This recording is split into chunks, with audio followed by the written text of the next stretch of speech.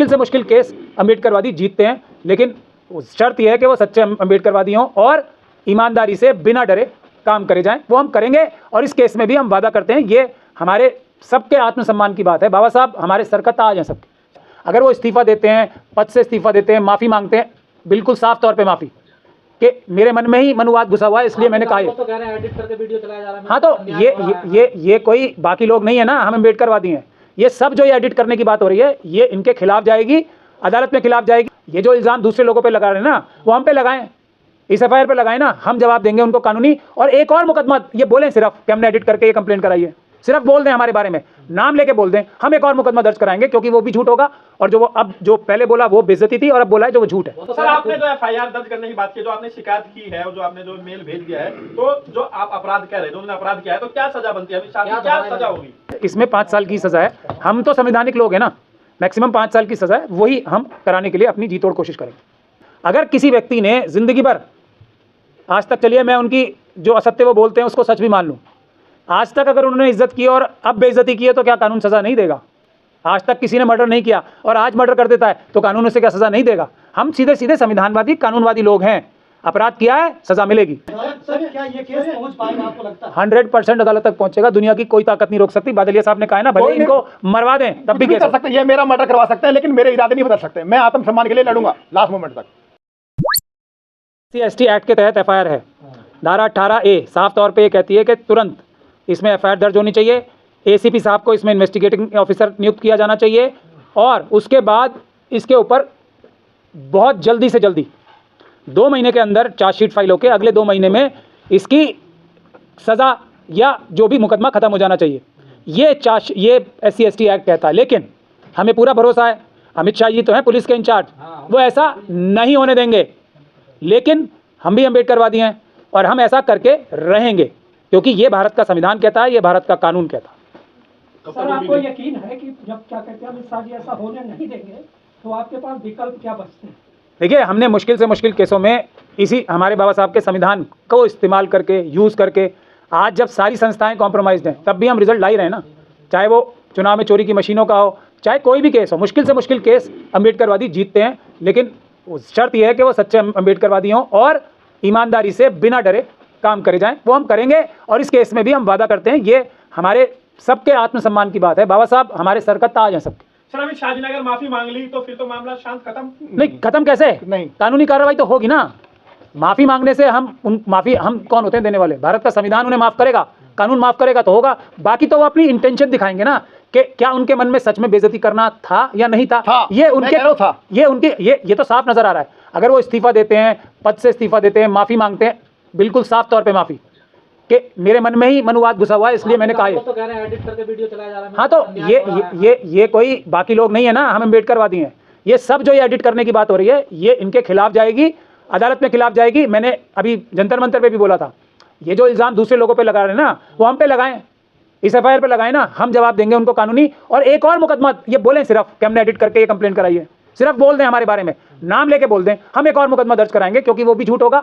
और जो वो अब जो पहले बोला वो बेइज्जती थी, और अब बोला है जो वो झूठ है। तो सर आपने जो एफआईआर दर्ज करने की बात की, जो आपने शिकायत की है और जो आपने जो मेल भेज दिया है, तो जो आप अपराध कह रहे हैं, जो उन्होंने अपराध किया है, तो क्या सजा बनती है? क्या सजा होगी उसमें? देखिए 3 साल तक सजा है, उसमें ज़्यादा सजा नहीं है। 5 साल तक 5 साल तक सजा है, सॉरी 5 साल तक सजा है। इसमें 5 साल की सजा है।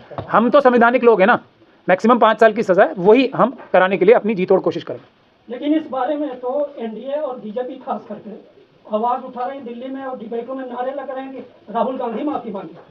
नहीं, देखिए, फिर हमारे से मतलब नहीं है। हमारे से मतलब है बाबा साहब का अपमान किया है, वो अपराध है। सेक्शन 3(1)V में हमें, बाकी सब इतनी बड़ी बड़ी पार्टीज़ हैं, वो अपनी लड़ाई खुद जाने। हम किसी पार्टी के सपोर्ट में या विरोध में नहीं है किसी के भी। एक व्यक्ति ने बड़ी चालबाजी करके, बड़ी कैलकुलेटेड वे में पार्लियामेंट के अंदर ये इस प्रकार का इम्यूनिटी का इस्तेमाल करने की कोशिश की है, लेकिन उसके बाद उसको एग्जेजरेट कराया है, उसको फैलवाया है अपनी पार्टी के द्वारा, PIB के द्वारा, अपने समर्थकों के द्वारा, और बार बार फैलवाया है। हमारा ये मुद्दा है। राहुल जी क्या करेंगे, नहीं करेंगे, दूसरी पॉलिटिकल पार्टीज क्या करेंगी या नहीं करेंगी, उनका कोई राजनीतिक लाभ भी उन्हें मिल सकता है इससे, या हानि हो सकती है, उसमें हमें नहीं जाना। हमारा सीधा सीधा मकसद है, बाबा साहब का अपमान हुआ है, उसकी हम सजा दिलवाएं। अमित शाह जी तो खुद कह रहे हैं मैं तो बाबा साहब के रास्ते चलता हूँ। नहीं, वो बड़ी अच्छी बात है, वो चलना भी चाहिए और चलना भी पड़ेगा। लेकिन मैं आपसे फिर एक सीधा सवाल पूछता हूँ, अगर किसी व्यक्ति ने जिंदगी भर, आज तक चलिए मैं उनकी जो असत्य वो बोलते हैं उसको सच भी मान लूँ। आज तक अगर उन्होंने इज्जत की और अब बेइज्जती की है तो क्या कानून सज़ा नहीं देगा? आज तक किसी ने मर्डर नहीं किया और आज मर्डर कर देता है तो कानून उसे क्या सज़ा नहीं देगा? हम सीधे सीधे संविधानवादी कानूनवादी लोग हैं। अपराध किया है, सज़ा मिलेगी। सर इंटेंशन नहीं थी, नॉन इंटेंशन। मैं ये उनके वकीलों को चाहिए कि जब हम अदालत में हो ये अपनी बात रखें, इसको हम साबित करेंगे कि ये क्या थी या नहीं क्या थी, ये अदालत का काम। सर क्या ये केस पहुंच पाएगा आपको लगता है? 100% अदालत तक पहुंचेगा। दुनिया की कोई ताकत नहीं रोक सकती। बादलिया साहब ने कहा है ना, भले इनको मरवा दें तब भी कुछ कर सकते हैं, ये मेरा मर्डर करवा सकते हैं, लेकिन मेरे इरादे नहीं बदल सकते। मैं आत्मसम्मान के लिए लड़ूंगा लास्ट मोमेंट तक। जुडिशरी से आपको इंसाफ की उम्मीद है? हमें संविधान से उम्मीद है, हमें बाबा साहब के संविधान और अम्बेडकरवादियों की एकता से उम्मीद है। सर ये बाबा साहब को जानते नहीं है अमित शाह या फिर मानते नहीं है? नहीं, जानते भी हैं, अच्छी तरह से जानते हैं और मानते नहीं है क्योंकि उनकी मजबूरी है। वो मनुवादी मानसिकता को बिलोंग करते हैं। ये तो मैंने आपको बताया ना, ये लड़ाई है, बहुत लंबी लड़ाई है। कितने तीर्थस्थल बनवा दिए उन्होंने? मैं बता रहा हूँ, मैं आपको बता रहा हूँ, इनके जो गुरु थे गोलवलकर साहब, उसने ये कहा है कि मैं सारी जिंदगी अंग्रेजों की गुलामी करने के लिए तैयार हूँ, लेकिन इस चीज के लिए तैयार नहीं हूँ जिससे कि दलितों, पिछड़ों और मुसलमानों को बराबरी का अधिकार मिले। तो ये तो उनको फॉलो कर रहे हैं अपने, उसको, ये संविधान को फॉलो नहीं कर रहे। जो इनके पूर्वजों ने कह रखा है ये उस बात को चल रहे हैं कि बोला ये आदमी बढ़ कैसे रहे आजकल लोग। दावा तो कहते हैं कि हमारी सरकार में सबसे ज्यादा सम्मान दलितों को मिला। देखिए, ये आपको भी मालूम है दलितों में मध्य प्रदेश में क्या हुआ है? सिर के ऊपर पेशाब किया जाता है, जिंदा मार दिया जाता है, मनीषा वाल्मीकि को जो रात को जला दिया जाता है। जो मुझे निर्भया लड़की से, वो भी मेरी बेटी के समान, उससे मुझे सहानुभूति है। निर्भया का आज तक आप लोगों को नहीं मालूम होगा उसका नाम क्या है। जब मनीषा के साथ में, इस लड़की के साथ में, तो सबसे पहले नाम आया और मनीषा वाल्मीकि आया। निर्भया के बारे में इन्होंने उसको तुरंत ही जो है सिंगापुर लेके इन्होंने जी तोड़ कोशिश की थी। मनीषा वाल्मीकि को दिल्ली भी जब रेफर किया था वो मरने गया, अदरवाइज तो हाथरस में ही उसको रखा था। क्यों? क्योंकि मीडिया में ये हो गया था कि मनीषा वाल्मीकि। दूसरा मैं आपको और उदाहरण देता हूं, जो आंध्रा में आज से 3-4 साल पहले हुआ था, प्रिया रेड्डी, वो भी ब्राह्मण थी, उसके साथ एट्रोसिटी करने वालों को एनकाउंटर कर दिया था। जब मनीषा वाल्मीकि के साथ हुआ था तो राजपूतों की मीटिंग हुई थी, बोला इन्होंने कुछ भी नहीं किया।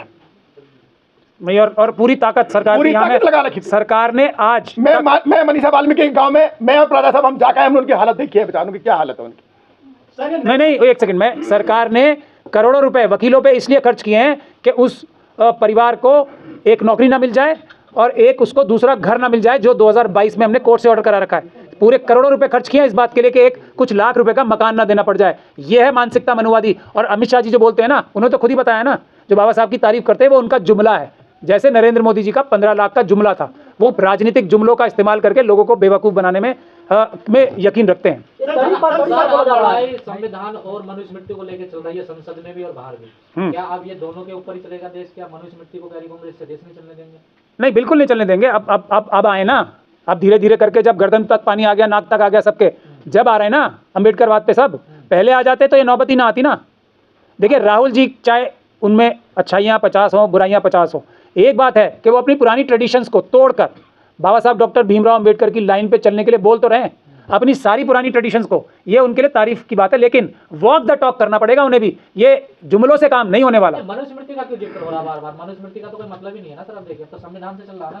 कहाँ जाता है संविधान? कहाँ? अभी तो बताया है, ये हाथरस का केस अभी तो बता रहे हैं आपको। हाथरस का बता रहा हूँ मैं आपको। और कौन से केस चाहिए बताओ आप, बताओ कौन सा केस? अभी राष्ट्रपति महोदय का बताया, पहले राष्ट्रपति को पुरी के मंदिर में घुसने दिया था, उसके मंदिर में उस पर कहे थे, वहाँ सीढ़ियों पर बैठाया था। हमारी जो द्रौपदी मैडम है, जो अभी भी है आदरणीय द्रौपदी मुर्मू राष्ट्रपति जी, उनको भी जब वो जीत के आ गई थी, उनका भी गंगा जल से उनको पवित्र कर रहे थे। मैं ये कहना चाहता हूँ कि आप उस गंगा जल को सारे शेड्यूल कास्ट के ऊपर छिड़क दो, उनको पवित्र कर दो। पहले हम ये कह रहे हैं कि ये हमें पवित्र कर दो और हमारे साथ बेटी रोटी का रिश्ता जोड़ लो, पवित्र हो जाएंगे ना गंगा जल छिड़कने से। मैं कह रहा हूँ इस बात को। ऐसे बयान से सर इनको, बीजेपी को खास करके क्या हासिल होने वाला है? देखिए, एक सवाल पूछा था मनुस्मृति में क्या है, ये है या नहीं है। ये गजेंद्र जी ने पूछा था, शायद सवाल पूछा था ना, तो ये बात आपको मंडल जी से पूछनी चाहिए। हमने नहीं, तो ये उनसे पूछिए आप क्या है क्या नहीं है। हमें इतना पता है बाबा साहब ने मनुस्मृति जलाई थी, उसकी जगह पे संविधान बनाया था। हमें संविधान के बारे में पूछिए क्या लिखा है, हम बताते हैं। तड़ीपार बार बार बोला जा रहा है अमित शाह को, क्या तड़ीपार भी नहीं है? नहीं थे, ऐसा नहीं बोला जा रहा कि हैं। अभी भी बोल सकते तड़ीपार?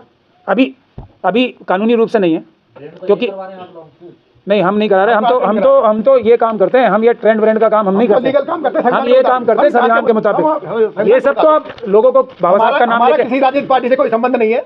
ना मेरा ना प्रातः साहब का। हम तो संविधान के मुताबिक काम करते हैं अपने अधिकार की रक्षा के लिए। और हमने जबरदस्ती करके अमित शाह जी से इस तरह नहीं करवाया था, ये हाथ हिला हिला हिला, हमने नहीं कहा था, हमने जबरदस्ती नहीं की थी उनके साथ। अंबेडकर अंबेडकर अंबेडकर अंबेडकर, आप एक्शन देखो ना, वो अंबेडकर अंबेडकर अंबेडकर, अगर ये इतना भगवान का नाम ले तो स्वर्ग में पहुंचे। मैं कह रहा हूँ कि अमित शाह जी आपने अपना दरवाजा सर्व के लिए खोल दिया, अगर खुलने वाला भी नहीं है अभी तो और भगवान भगवान बोलो ताकि आप पहुंच जाओ। सर नई संसद बनी है, वहाँ सेंगोर रखा गया था, क्या पहला अटैक बाबा साहब पर किया गया है जिससे हर अटैक बाबा साहब के ऊपर ही है। मैं आपको कब से कह रहा हूँ, 100 साल से दो ही वाद हैं देश में, मनुवाद अम्बेडकरवाद। हर अटैक बाबा साहब के संविधान और बाबा साहब के ऊपर ही होगा, और हर अटैक को हम अम्बेडकरवादी झेलेंगे और उसका मुंह तोड़ जवाब भी देंगे। ठीक है सर।